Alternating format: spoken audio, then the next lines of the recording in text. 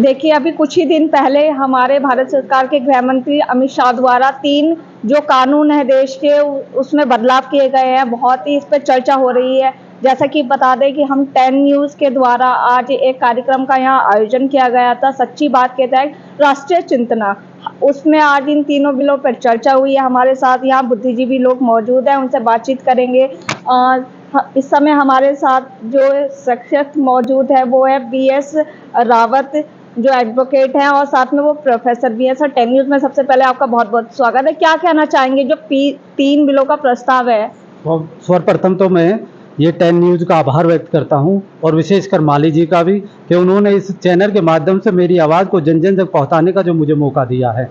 मैं बताना चाहता हूँ, अभी हाल ही में केंद्र सरकार ने, माननीय गृह मंत्री जी ने 3 बिल संसद में पेश किए हैं और वो 3 बिल क्या हैं कि एक पहला है भारतीय न्याय संहिता, जो पहला IPC भारतीय दंड संहिता के नाम से जाना जाता था, इंडियन पेनल कोड के नाम से, उसमें बदलाव करके उसका नाम दिया है भारतीय न्याय संहिता। जैसे कि इसके नाम से ही स्पष्ट होता है कि ये वो कानून है जो स्वयं भारत के द्वारा निर्मित है, भारत के लोगों द्वारा निर्मित है। मैं बताना चाहता हूँ, जो इंडियन पेनल कोड, इससे पहले जो कानून चलता था जिसके द्वारा दंडों का प्रावधान होता था नागरिकों के लिए, कि वो भारतीय नागरिकों के लिए उनके अपराधों के लिए दंड की व्याख्या और उनका प्रावधान इंडियन पेनल कोड के द्वारा किया जाता था, जो अंग्रेजी हुकूमत से ग्रस्त थे, क्योंकि इन कानूनों का निर्माण अंग्रेजी काल में किया गया था 1860 में। लेकिन हाल ही में भारत की केंद्र सरकार ने इन बिलों को पर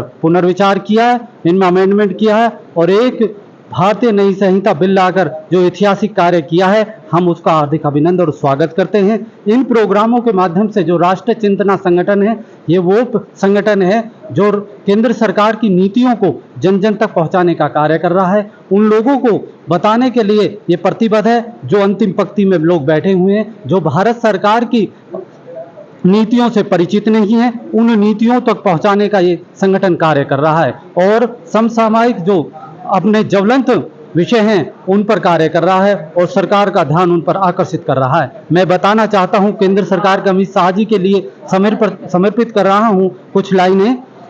झूठी ख्वाहिशों से ही फूल नहीं गिरते झोली में, वक्त की शाखा को तो हिलाना ही होगा, कुछ नहीं होगा दुनिया के लोगों को बुरा कहने से, अब हमें अमित शाह की तरह ज्ञान का बिगुल तो बजाना ही होगा।